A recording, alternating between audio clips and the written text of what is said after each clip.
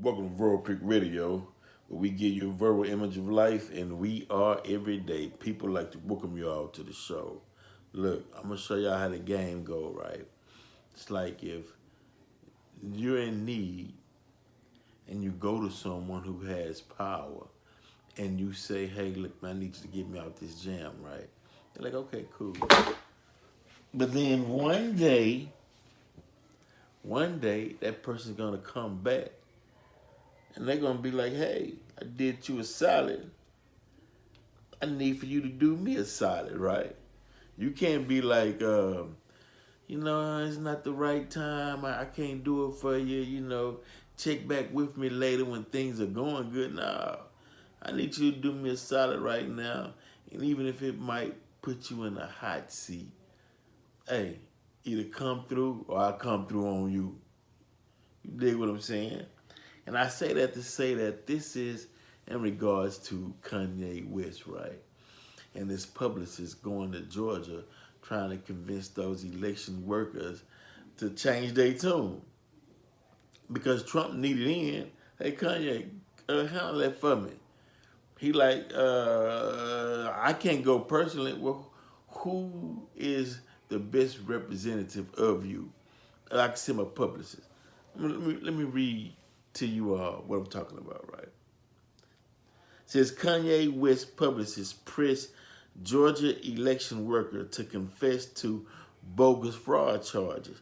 They wanted her to say that they threw away some ballots that was pertaining to Trump, or people saw them take boxes of ballots away from the office, the election office, right? But Trump had already put the story out there that it actually happened. Even named the lady, call her Ruby, put her name out there at least 18 times, right? And so to bag that up, he was like, hey, Kanye, man, go work with your people, get this thing done. I can't go towards anybody white.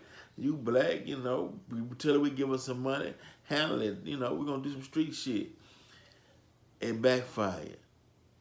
But the narrative had already been put out there that they saw her take these ballots home with her, put them in her trunk, right?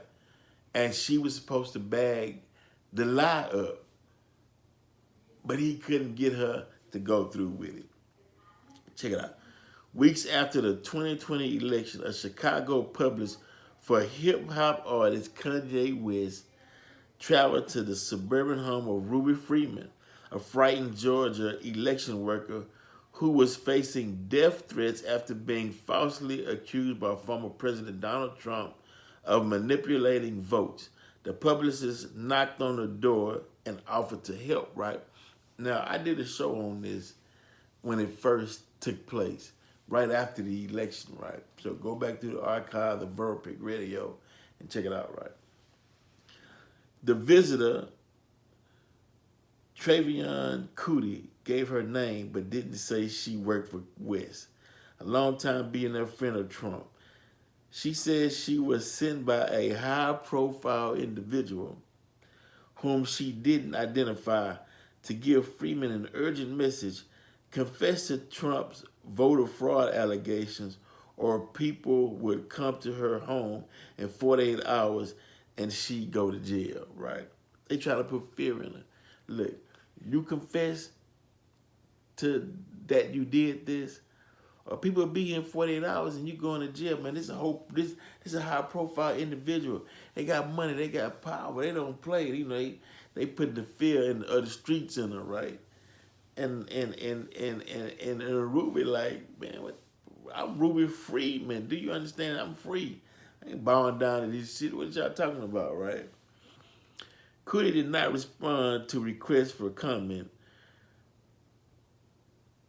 Now let's go down to, okay, when Cootie knocked on Freeman's door on January 4th, Freeman called 911. By then, Freeman said she was weary of strangers.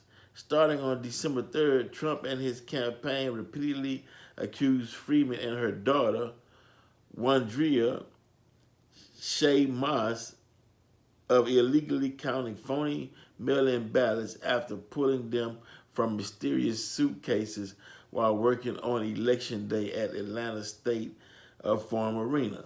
Now they saying they come in there with fake ballots, something that, see, let me show you how deep this is, right? Show you how it works. When white people put allegations against black people, right? What they're doing is they're studying black behavior and they're saying, okay, this lie would fit the narrative of black people doing things like this, and white folks will believe it because, this is mysterious. This is some street shit. This is a suitcase full of ballots. Some saying they brought them in and counted them for Biden. Some saying that they took some votes that was for Trump, put them in the suitcase, and took them out of there. But to those that's listening, especially the far right, yeah, that sounds like something black folks would do, even though it was all made up. Just like the woman who drowned her kids and said a black man did it, and they actually had a black man in custody. Wow, that's wild. Okay, suitcases while working on election day at the Atlanta State Farm Arena. In fact, the suitcase were standard ballot containers and the votes were properly counted. County and state officials quickly confirmed, refuting the fraud claims. But Trump and his allies continued to accuse Freeman and Moss of election rigging. The allegations inspired hundreds of threats and harassing messages against them and their family members. Meaning that now this was the president of the United States who didn't care or have any concerns about putting false allegations out against Ruby Freeman and her family, knowing that she would receive death threats. Hell, you see what happened on January the 6th? But it goes to show you that when Michael Jackson wrote the song, they don't really care about us. He was trying to tell you something. But the deeper issue is, why don't we get it? What's the problem, man? How do we continue to hold on to a slave narrative? What's actually going on with us as a people, right? Who gave us our religion, right, during slavery time? Who gave us our names during slavery time? Who set the narrative up in the way we should be thinking? Who, after Jim Crow, who said, well, look, you all can't live in these areas, but you can go over there to these areas over here, and we'll allocate that for you as black people. And why did we follow it? What was our leaders thinking? Did our leaders actually think that one day we actually was going to hold hands and sing the Negro spiritual, we shall overcome, black and white alike together, and we still fighting for voter rights and whatnot? Let me tell you the real issue, right? The real issue is the fact that white people population growth is dwindling. So they're going to do everything in their powers to maintain control, even if it's at you and my expense. We damn.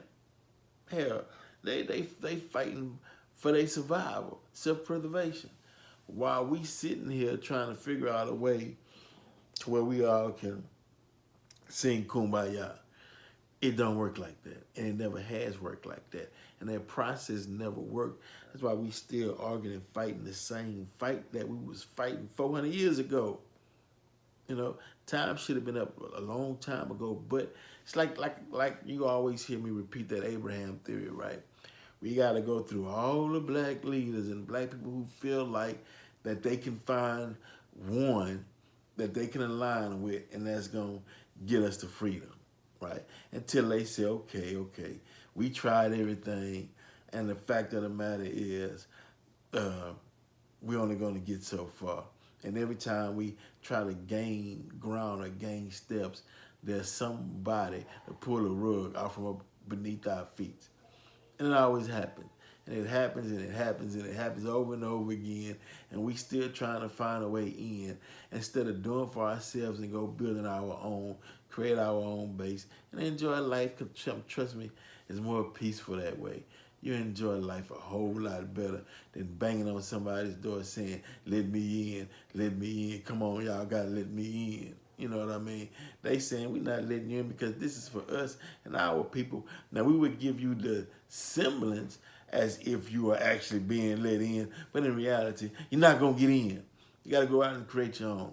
Now, the scary part about this is, it ain't really scary to me because I know the system, but some of those that was in the insurrection on January 6th, some of those are starting to become election officials in their respective counties and cities, right?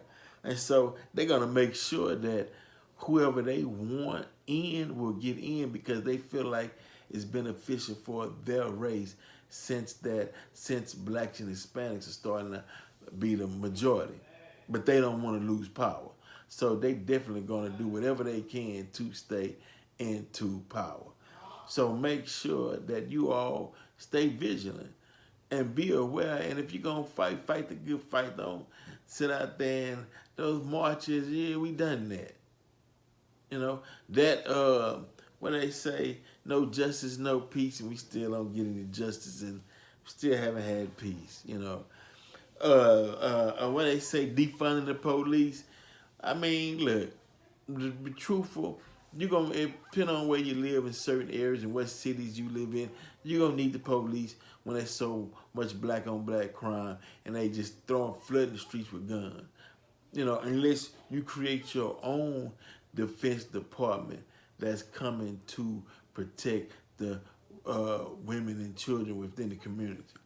And you arm them and you make sure that the people have justice. If not, you're going to need the police.